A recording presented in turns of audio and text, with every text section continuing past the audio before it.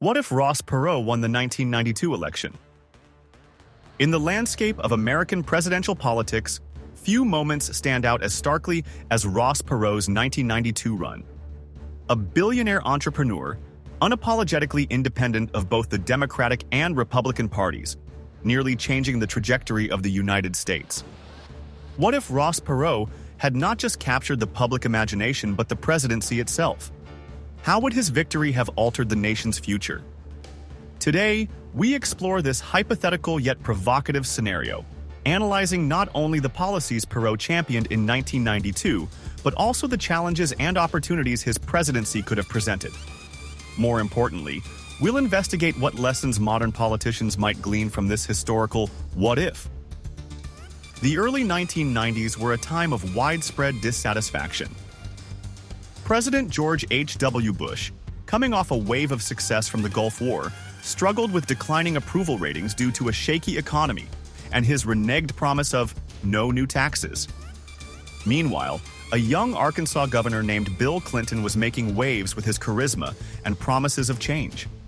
Yet, many voters remained skeptical about both figures, yearning for a leader untethered to political machines. This voter disillusionment opened the door for Ross Perot, a Texas billionaire whose populist tone and focus on economic reform captured the frustration of Americans. His presence in the race was unique, an outspoken businessman with a clear disdain for partisan politics and a sharp focus on pragmatic solutions. But what if this dissatisfaction had propelled Perot beyond significant poll numbers into the Oval Office itself? Perot's principles were bold, straightforward, and unorthodox. They painted the picture of a president who valued accountability and logic over political tradition. His core policies focused on three pillars. Fiscal responsibility. Perot made the national debt a cornerstone of his campaign. He advocated aggressively for a balanced budget and drastic reductions in government spending to pay down the debt. Unlike many candidates, Perot didn't just talk about the issue.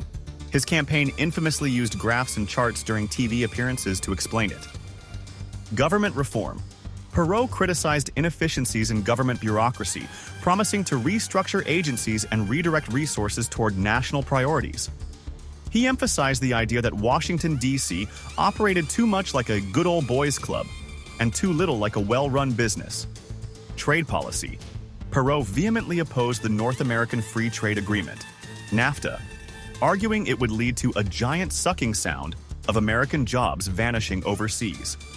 His vision involved protecting domestic industries and workers from globalization's unchecked pace.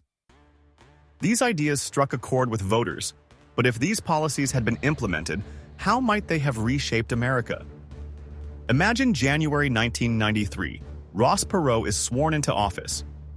How might his administration have approached the challenges of the day? A central focus would almost certainly have been attacking the national debt with the precision of a businessman.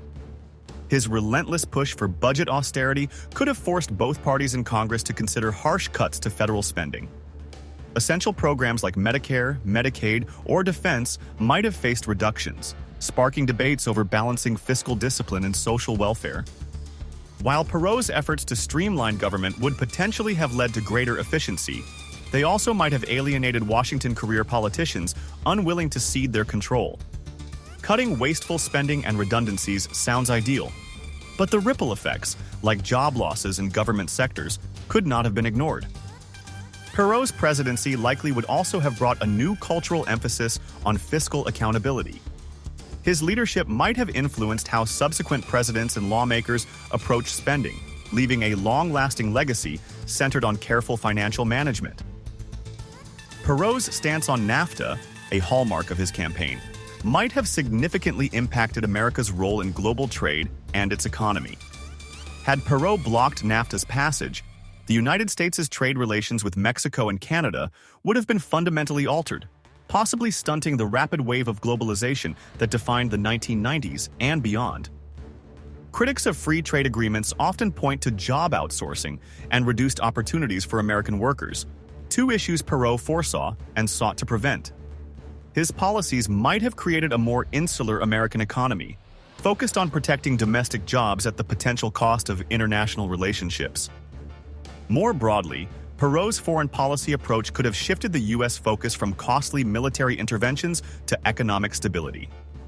His presidency might have prioritized economic diplomacy over military expansion, influencing the tone of global negotiations.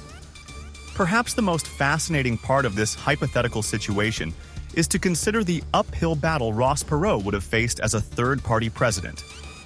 The American political system, a structure deeply entrenched in two-party dominance, has historically resisted efforts to embrace alternative voices. Had Perot won, his presidency might have faced continuous gridlock from both Democrats and Republicans in Congress, both of whom would see him as a threat to their grip on power. Yet Perot's business-minded approach and his willingness to challenge the establishment might also have inspired bipartisan coalitions to emerge around common goals, breaking through partisanship in ways that are increasingly rare today. Success as a political outsider might have opened the door for other third-party candidates in the future, forcing a re-examination of how America conducts campaigns and elections. Would we today live in a political landscape less dominated by partisan divisions had Perot redefined the rules in 1992? Perot's unconventional leadership style and his blunt, no-nonsense communication could have reshaped public trust in government. By speaking directly to voters about complex issues like the national debt and offering pragmatic, data-driven solutions, he might have fostered a culture of transparency in governance. At the same time, Perot's emphasis on fiscal restraint could have clashed with public demand for government assistance programs, particularly as the country entered a rapidly shifting technological and economic age. Balancing these competing priorities would have been a test of his leadership. Culturally, Perot might have instilled a greater sense of accountability among both politicians and citizens, driving home the idea that government inefficiencies harm everyone. However, his rigid approach to certain policies might also have alienated those most dependent on government services. The big question remains: was America ready for a disruptor like Perot in 1992? His meteoric rise highlighted a significant hunger for reform among voters, but winning an election and governing effectively are two different challenges.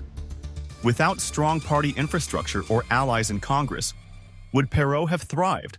Or would he have become embattled in constant gridlock? It is also worth considering how voters would have reacted to the sacrifices Perot's policies likely would have demanded. Austerity measures often appear appealing in theory, but quickly lose support when they directly affect constituents. Perot's effectiveness might have been hamstrung by public pushback against his bold initiatives. Perot's critics have long argued that his lack of political experience made him an unsuitable candidate for president. While his business acumen was unquestionable, translating that into effective political leadership in a system designed to value compromise over efficiency might have presented significant hurdles. His opposition to globalization, particularly his stance against NAFTA, has also been criticized in hindsight. While his warnings about job loss were not unfounded, some argue that blocking free trade agreements could have stifled America's growth in global markets, affecting innovation and economic dynamism. Finally, running as an independent candidate, Perot might have struggled to keep his administration cohesive without the framework of a traditional party. Governing as a political outsider is challenging when every significant move requires coalition building in a deeply divided legislature. Perot's campaign and the possibility of his presidency offer invaluable lessons for today's politicians.